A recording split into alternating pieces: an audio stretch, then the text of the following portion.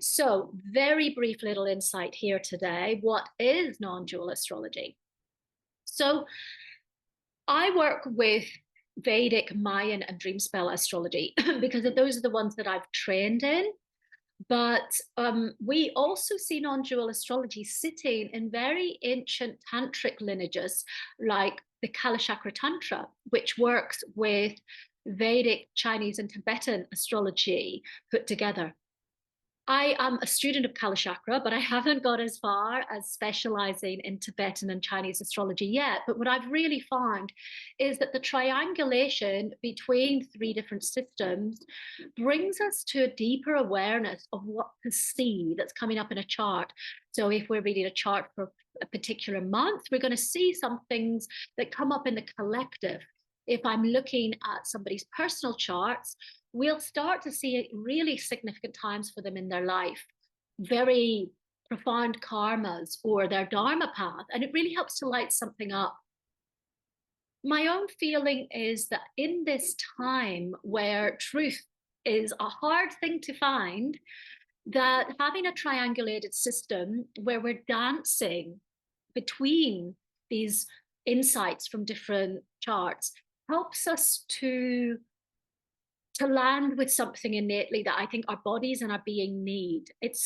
There's subjectivity in everything, but when we're applying different directions or different aspects together, I think it stabilizes something for us. So I guess that's I've never quite verbalized it like that, but I hope that explains it a little bit to you.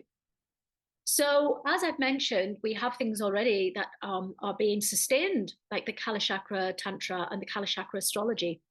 And this particular system is a very comprehensive system that has proved very valuable for spiritual adepts in the past. And we're very lucky that these teachings are now coming out to the West after a long time being sustained in Eastern Tibet, but not shared with the West or other countries. So, one thing is that this whole concept of dualism confines us into a lower dimensional awareness of self and other. And we look at war, we look at bias, we look at prejudice, we look at conflicts with others, we look at when we get triggered, we look at constantly comparing ourselves to other people. Oh, they're more beautiful than I am, or all of these things. And these actually keep us very stuck in an ego state that doesn't help us to expand into our true spiritual sense of being. And a lot of people talk about love and light and being in the heart. But if we're constantly comparing ourselves and constantly following a programming that's very dualistic, it's actually very hard for us to reside in the higher dimensions for longer. So, any system that's maybe looking at truth from different directions is helping us to get rid of this shackle that we have. You know, what football team do you like? Go and fight the people who are from a different football team. All of these things that actually perpetuate suffering and conflict.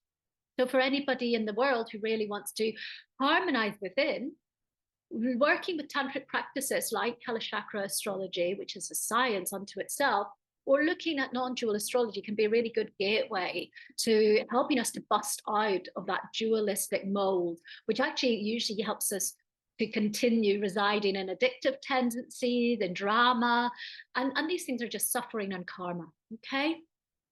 So another function of non-dual astrology is that it places the subject, the person, into a microcosmic dialogue through the body, through sadhana, through remedies, through medicine, and into a connection to the cycles of the universe.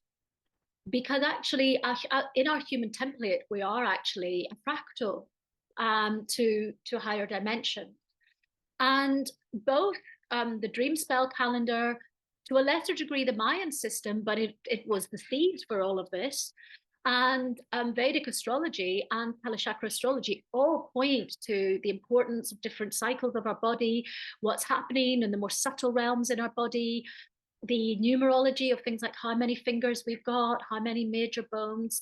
These things all mean that as a human being, we are in a cosmic connection to the universe. And that actually we can overcome a lot of karma and suffering when we start to understand how these sciences work, because it's like a computer game, and we can actually remedy a lot of heavy stuff and actually become free to live a higher, more fulfilled life that helps all beings. So this is why I am such an advocate for this at this time.